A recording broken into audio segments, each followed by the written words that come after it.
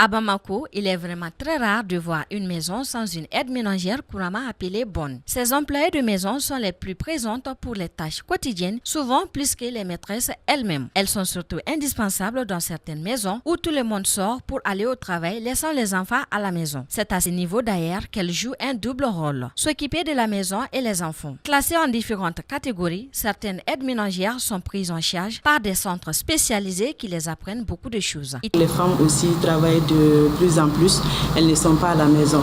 Donc nous formons des jeunes filles afin de les placer chez eux pour les faciliter la tâche. Et nous, on forme les aides ménagères, on fait 1 mois de formation ici. Donc on les forme en cuisine européenne et puis africaine. On les aide aussi à manipuler les machines électroniques telles que les micro-ondes, les fours. Un centre d'hébergement des jeunes filles aides ménagères en détresse.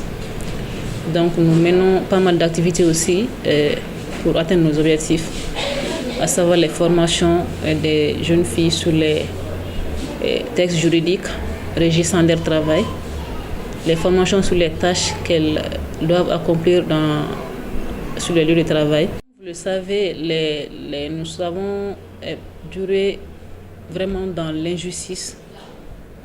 Je vais dire la couche aide ménagère a été très longtemps violente et même si ça continue, nous avons été très longtemps ignorés, marginalisés en question de droit.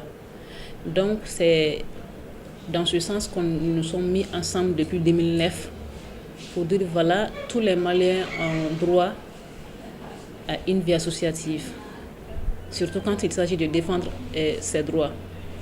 Donc on a vu que tout le monde a créé son association pour être à l'abri de certaines sortes d'injustices.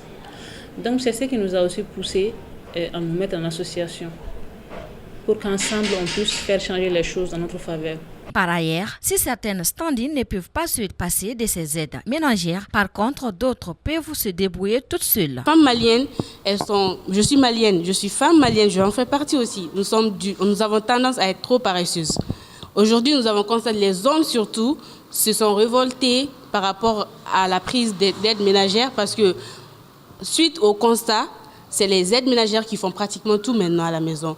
L'entretien de l'enfant, l'entretien de la maison, l'entretien de tout ce qui passe à la maison ou à l'extérieur de la maison. Nous avons même remarqué que les aides ménagères font plus entretien, elles entretiennent plus les maris maintenant que les femmes. Donc du coup, ça a créé plus de zizanie que de bien. Je ne vais pas trop parler par rapport aux autres. Je prends l'exemple, je parle en connaissance de ce que je vis ici. Moi, personnellement, je peux me passer de l'aide de ces femmes parce que déjà, j'ai fait à peu près plus de 3 mois. Je vivais ici, dans mon foyer, sans aide ménagère, ni rien. C'est vrai que ce n'est pas évident.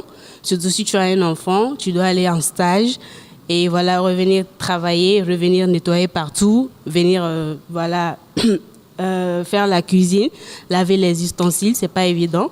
Autrefois, acquises à un prix relativement bas, elles ont monté les enchères de nos jours et de façon générale, car la prise de conscience chez les aides ménagères aura été que leur tâche quotidienne est très difficile. Pire, dans certaines familles, elles ne font l'objet d'aucune considération. Le fait que les salaires augmentent maintenant dans les villes du Mali, c'est juste parce que les aides ménagères se réveillent maintenant d'un sommeil qui était vraiment profond.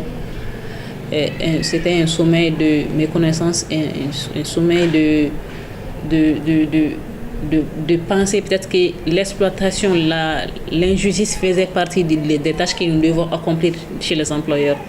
Donc on a vu maintenant que non, ce n'est pas le cas. Nous avons aussi nos droits et ça doit être respecté.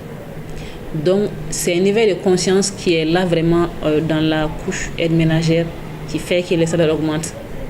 Pas mal de filles pensaient que 10 000 francs, c'était mes droits. Il faut signaler que certaines aides ménagères ne bénéficient d'aucun code juridique capable de les protéger contre les injustices.